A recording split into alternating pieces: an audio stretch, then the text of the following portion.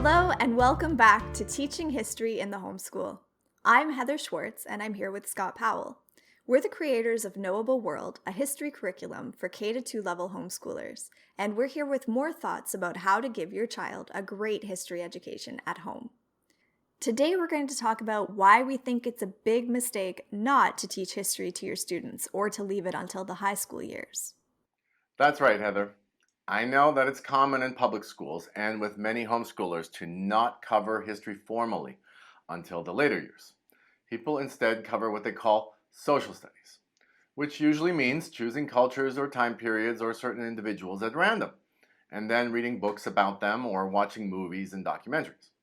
Any structured approach to history is usually left until perhaps middle school, but usually only high school. I see that advice given to homeschooling parents every day. A new homeschooler will ask what people do for history in kindergarten or first or second grade, and then there's this chorus of people telling them, oh, don't worry about it. Just watch movies, just read books, just go to museums where you live, and they'll pick up everything they need to know along the way. Don't worry about a curriculum until they're older. Obviously, we're in the process of making a structured history curriculum that starts in kindergarten, so we think homeschoolers can do better than that approach. Our conviction that earlier is better when it comes to starting to teach history comes from our personal experiences, both as students and as educators, for me as a homeschool parent and for you, Scott, as a history teacher. I'm absolutely convinced that earlier is better. I've been teaching history to homeschooled students for long enough in the History at Our House program that I've had students go all the way through from second grade to graduation. And I've also heard back from them and their parents as they've gone on to university. Unquestionably, the students with the very best outcomes are the ones who started earliest. Those are the students whose university professors are blown away by how much they know. They can't help but ask them, how do you know that? I had a parent write to me to say, my child is thrilled that they don't have to study for their first year history class because they already know all the content. So, why is that? In part, it's because there's more time for repetition.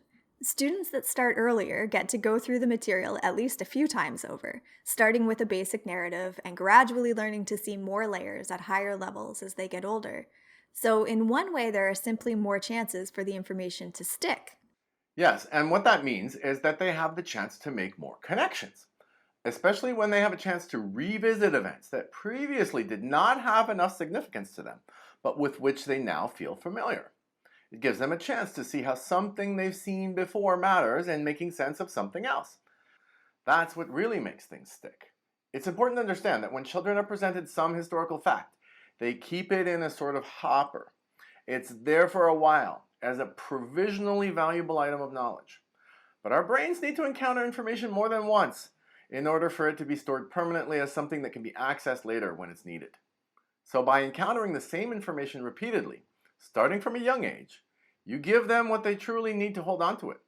It shows up as relevant repeatedly, and it sticks. So, when a student encounters a fact only once as a teenager, that's not likely to be lasting knowledge for them. And that's where you get students memorizing what they need to know for a test and then forgetting everything after the course ends. That's exactly what happens. But it's not repetition alone that results in real permanent knowledge. More importantly, it's those connections. History consists of events that are all causally interrelated. The more you learn, the more you are exposed to historical events and ideas, the more the student has the opportunity to make connections. And the teacher's job is to support students to integrate what they are learning by presenting the content that is needed at each point as they build up their database of knowledge. Teaching history once at the high school level from a textbook at that late stage in a child's education can't even begin to provide them with what they need to build that kind of database. So, that's what students need repeated exposure to information in a guided way so that they can make connections and build real, lasting knowledge. I think most parents want that for their children. Homeschoolers know that history is important. But most of us also had a history education that consisted mostly of social studies and then a few classes in high school or in university. We maybe have a few facts that we remember, especially things that have become relevant to our own lives in some way, but really we don't know where to begin to choose content and help our students make those connections across the whole span of human history. I certainly wouldn't be equipped to do that, and that's why you teach my kids. Unfortunately, almost nobody would be able to do that effectively. Schools have not been successful in creating historically minded graduates for generations now. There are very few educated adults who have a lot of assimilated historical knowledge of their own that they can pass on to their children. But by creating Knowable World, not only are we trying to give parents a tool so that they can accomplish that, but also by helping their kids to start early, we want to help them give the message to their child that history matters. Yes, that's so important. I think homeschooling parents are particularly great about giving their kids the message that reading is important, that math is important, science is important. And I think most parents would like to pass on the message that history is important too. By making it part of our kids' learning at an early age, we really are making a statement about the value of this knowledge. And on the other hand, when we don't make it an intentional part of their learning until much later in their education, we're really sending the opposite message that it really must not matter all that much. Yes, unfortunately, that is exactly the message that has been sent to high schoolers everywhere about the value of history. They've never heard of any of the material they encountered before, so how can it matter? They say to themselves, my parents never talk about any of this. The people that I encounter in real life don't refer to it. I can't see how it matters.